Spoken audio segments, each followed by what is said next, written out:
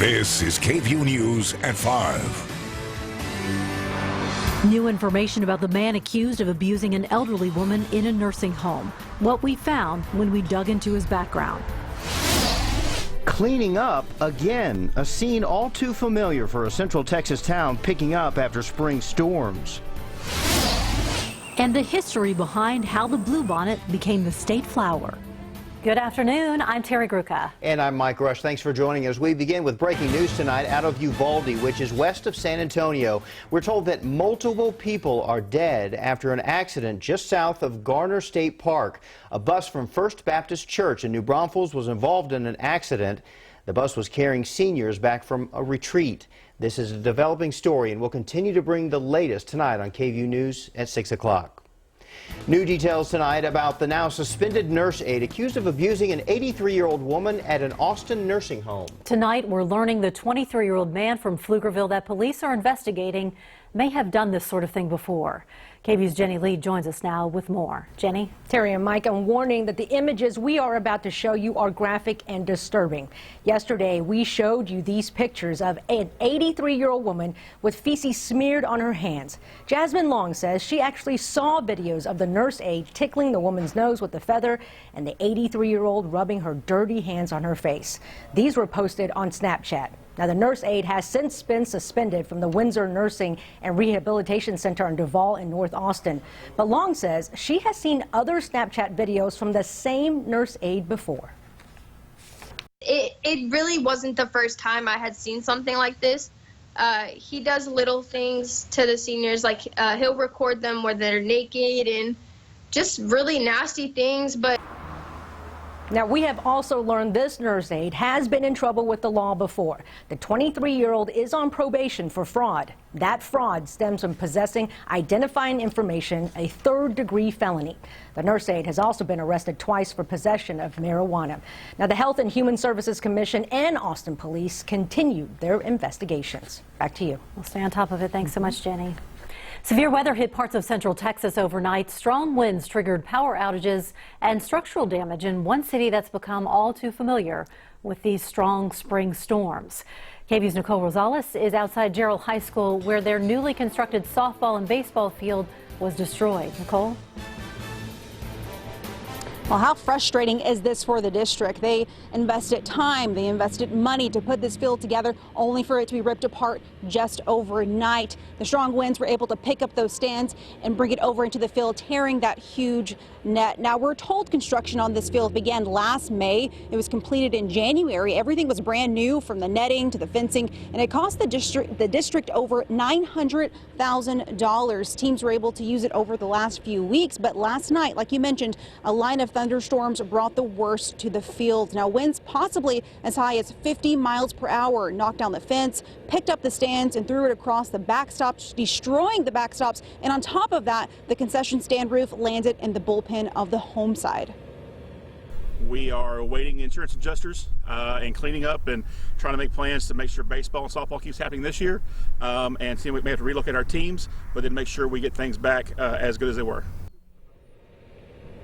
The superintendent also tells us despite all of the damage, he didn't even hear the storms roll through. So the next home game is just next week on the 4th. But obviously, looking at this damage, there's no way they're going to have a game here. The athletics director is trying to find another place for their teams to play. Live in Gerald, Nicole Rosales, KVUE News. Right now, let's take a live look over Austin. You would never know that a big storm passed through. It's just blue skies and sunshine right now, but more rain is on the way. Chief Meteorologist Albert Ramon has a look at what we're tracking. Hey, Albert. Hi there, Mike. Yeah, those thunderstorm chances return this weekend, but we're on the back side of the system that blew through overnight into the early morning hours. That's why it's beautiful. All quiet on Max Storm Doppler radar. That severe weather has now moved off to the east. Active tornado watches in effect for southeast Texas, southwestern areas of Louisiana, and also an active tornado warning. This is going to be off towards the east-northeast of Jasper, Texas, about to cross the border into Louisiana here in the next couple of minutes. But for us, we're clear, we're cool, we're gorgeous tonight. We've got 2 great afternoons before that severe weather threat returns for the weekend. Not just Saturday, but even some heavy rainfall on Sunday. Much more on that just a few minutes away. All right, thanks, Albert. Also up to the north, some folks up there cleaning up. Severe weather swept through the Dallas area last night, as you can see, leaving some big damage. The worst in Rockwall. See several homes left in pieces, roofs ripped off. 5 homes were destroyed. Tonight, the Weather Service has confirmed tornadoes touched down in Watauga and Keller. That same system later sweeping through Houston around lunch today, twisted metal and fallen trees at an apartment complex in southwest Houston. Thousands of homes are still without power tonight.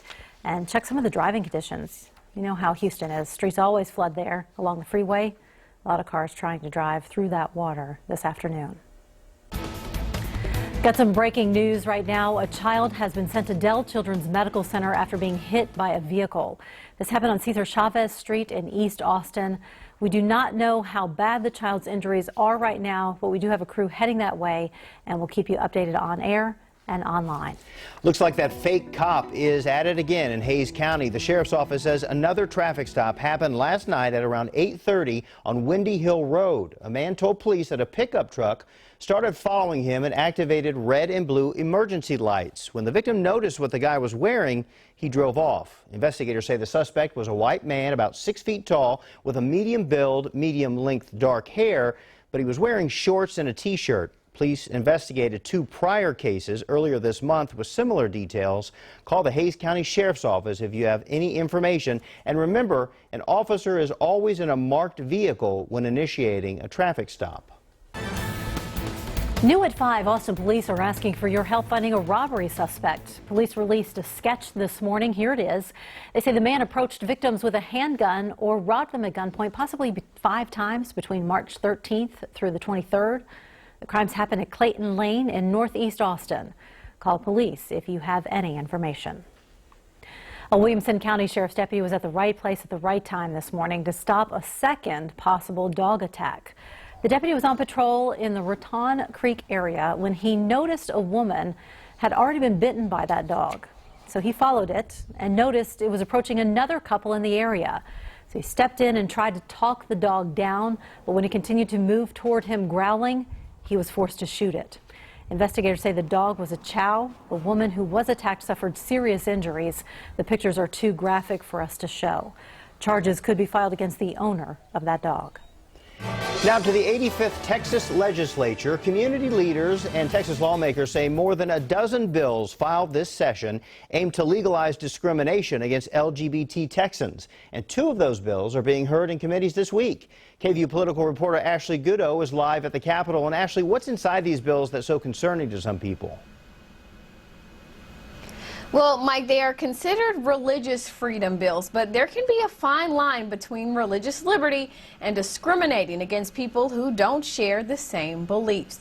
The American Civil Liberties Union and Texas Freedom Network held a rally at the Capitol today to bring attention to 17 bills that they say will legalize discrimination under the guise of religious freedom.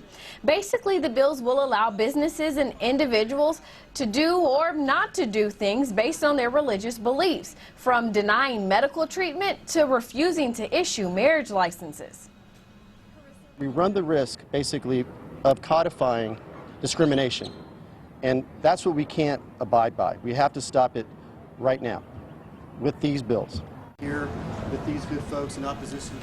Austin Representative Eddie Rodriguez is on the House Committee on State Affairs. Right now, they're taking up HB 3859, which would allow agencies that put foster children in homes based on that agency's religious beliefs. Now, the concern is that those agencies won't allow LGBT Texans to be foster parents. And tomorrow, the Senate Committee on State Affairs will hear a bill that will allow county clerks to refuse issuing a marriage license based on the clerk's religious beliefs.